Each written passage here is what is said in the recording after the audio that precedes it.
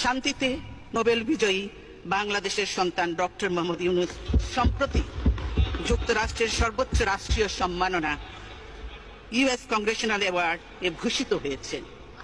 এর জন্য জাতি হিসেবে আমরা গর্বিত। ডক্টর ইউনূসকেও জানাই আন্তরিক অভিনন্দন। তবে স্বদেশে তিনি যেভাবে নিগ্রহের শিকার হচ্ছেন তা সত্যিই দুঃখজনক। তার মেধা শ্রমিক ঘামে প্রতিষ্ঠিত গ্রামীণ ব্যাংকও আজ হুমকির মুখে। সরকার নিয়োজিত কমিশন নোবেল বিজয়ী প্রতিষ্ঠান গ্রামীণ ব্যাংককে ভেঙে 19 টুকরো করার সুপারিশ করেছে। আমরা এতে স্তম্ভিত। এ ধরনের সিদ্ধান্ত গ্রামীণ ব্যাংককে ধ্বংস করে ফেলবে।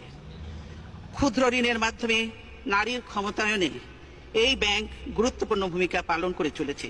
সেই প্রতিষ্ঠান ধ্বংসের উদ্দেশ্যে প্রতিশোধমূলক চক্রান্ত বন্ধের জন্য আমি সরকারের প্রতি আহ্বান জানাচ্ছি।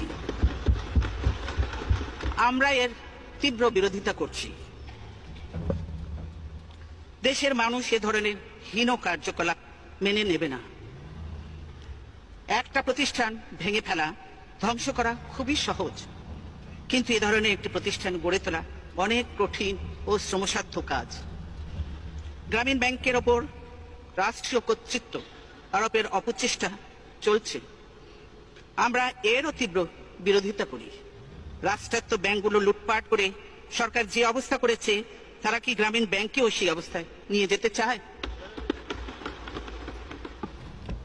আমরা ডক্টর ইউনূসের সমর্থনে এবং গ্রামীণ ব্যাংকের পক্ষে আমাদের দৃঢ় অবস্থানের কথা ব্যক্ত করছি। জাতির জন্য আমাদের এটা এমডি পদের জন্য পদ্মা সেতুর মতো সেতুর টাকা বন্ধ করেছে, তাকেও আবার পদ্মা নদীতে দিয়ে 2টা চুবনি দিয়ে উঠাই নেওয়া উচিত, মরে যাতে না যায়। একটু পদ্মা নদীতে 2টা চুবনি দিয়ে সেতুতে তুলে দেওয়া উচিত। পদ্মা সেতুর অর্থ বন্ধ করলো ডক্টর ইউনূস।